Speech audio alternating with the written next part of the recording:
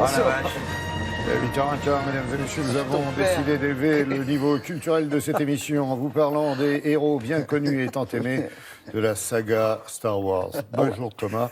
Merci de nous parler effectivement de Dark Vador et tous ses amis, comme on dit dans les dessins animés. Mais sauf vous que avez là, vu, ça s'écorche, hein. vous avez vu cette petite musique, Oui. comme tout, ça nous ravive les souvenirs. Moi, je me Vous trouvez, souviens, vous j'étais adolescent, c'est le premier film où je me suis dit, mais qu'est-ce que c'est que ce Vous truc? étiez adolescent. Moi, je t'ai pas Bah vu. ouais. J'adore. Ah, ouais. Là, si, je suis né en 68. Donc, on se dit, mais c'est un choc absolu. Eh bien, Daniel Prada, qui est un collectionneur, a eu exactement le même choc que nous. Daniel Prada, il était malade et sa mère s'est dit, qu'est-ce que je peux lui passer qui puisse justement, pendant Des sa petits maladie, personnages. l'occuper. Et elle lui a passé toute la saga de la Guerre des Étoiles. Et il est devenu absolument le fan. Alors, celui qui commence avec les toutes petites figurines comme ça, Non, mais à et qui l'époque, il y en avait termine... que 2 ou 3. il a commencé Ouais, comme, c'est ça. comme tous les collectionneurs, vous commencez petit à petit, et puis après, l'oiseau fait son nid. Et il se retrouve aujourd'hui à nous proposer sa collection, alors même pas toute sa collection, une partie seulement de sa collection, dans un lieu qui est un ancien parking qui a été en plein cœur de Paris, réaménagé spécialement pour Recevoir des vaisseaux. recevoir des vaisseaux, des grandes... Alors attention, parce que je vous ai dit, il y a des tout petits trucs qu'il a trouvés dans les œufs surprises. voilà. arrive. Et puis il y a aussi des choses de plus de 5-6 mètres de long qui vont évidemment vous rappeler les souvenirs de la Guerre des Étoiles. Alors, quels sont les héros qu'il a choisi de mettre en avant? Parce qu'il y en a quand même un paquet dans cette histoire. Et puis, quel est le sens de la visite? Eh bien, démonstration, on l'a effectuée pour vous. R2D2, viens ici tout de suite. On démarre tout de suite avec les deux droïdes les plus connus de la saga Star Wars, Z6PO et D2R2. Ah bah tiens, salut D2, tu tombes bien. Alors une anecdote, l'acteur de petite taille qui était à l'intérieur, parce qu'il y avait des acteurs à l'intérieur des droïdes, Kenny Baker, on l'a oublié pendant la pause déjeuner. Oublié mon pauvre bébé, on t'a oublié. Alors bon, évidemment il gueulait, mais enfin dans une boîte, on l'entendait pas. Heureusement, aux États-Unis, les pauses déjeuner ne durent pas longtemps. Donc, finalement, on est revenu, et puis voilà.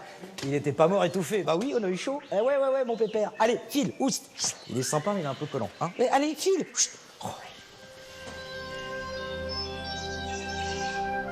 Alors, évidemment, ici, le collectionneur a réuni des tonnes et des tonnes de figurines. Mais vous avez aussi les maquettes des vaisseaux spatiaux. Et la star de tous les vaisseaux spatiaux de Star Wars, c'est le Faucon Millennium, le vaisseau de Han Solo. Alors, vous voyez ce design un peu particulier. Bah, il vient du cheeseburger que George Lucas dégustait, auquel il a accolé une olive. C'est tout bête. Pas besoin d'intelligence artificielle et tout.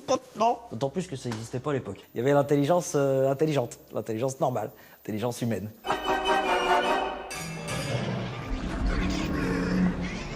Dans cette exposition, vous avez évidemment des maquettes grandeur nature. Vous avez le Rancor, qui a failli manger Luke Skywalker. Vous avez le pod d'Anakin et même une reproduction de Jabba the Hutt. Il fallait 7 personnes pour la manipuler. 5 personnes qui étaient à l'intérieur du corps et 2 opérateurs avec des radiocommandes à l'extérieur pour le faire fumer et pour lui faire bouger les yeux. À l'époque, cette marionnette valait 500 000 $. Alors aujourd'hui, celle-là, on ne sait pas. Hein. À mon avis... Elle vaut bonbon.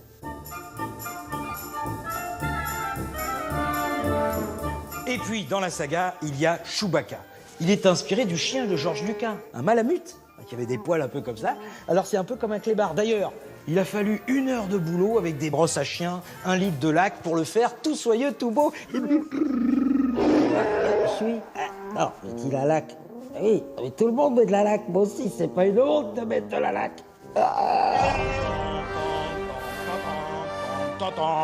Évidemment, on termine avec Dark Vador, avec cette anecdote sur David Prowse, qui est le comédien qui a incarné Dark Vador. Il voulait pas incarner Chewbacca parce qu'il dit bah non, Chewbacca on voit pas sa tête.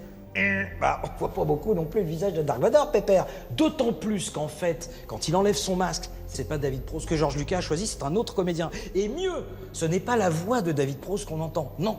Il a été complètement doublé par un autre acteur. Donc en fait, David Prowse, on l'a jamais vu. La poisse. Non, d'ailleurs, il rigole pas. Non, Dark Vador ne rigole pas. I'll never turn to the dark side. Oh là là. Je tiens à préciser qu'il n'y a pas de trucage de numérique. Hein. Acteur bien studio sûr, à mort. bien sûr. Il fait la voix avec une respiration ventrale et abdominale.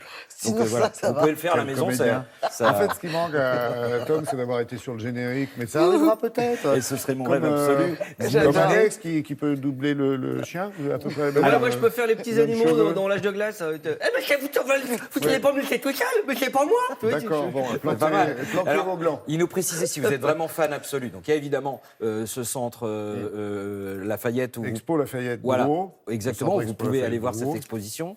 Et puis Paris, aussi jusqu'au 30 mars. Hein, 2 jusqu'au mois 30 encore. mars exactement. Et à la Philharmonie de Paris, eh ben, il y a des concerts de la Guerre des Étoiles. Alors là, vous êtes- Ciné-concert. des c'est-à-dire ciné-concerts. Vous avez la projection du film et la musique. Et la musique en même temps, avec un n'importe orchestre quoi. symphonique. Voilà. Alors là, pour les fans, Pas n'importe vous, quoi, vous la faites les musique. deux. D'abord, vous faites l'exposition, et puis ensuite, après, vous allez à la Philharmonie de Paris.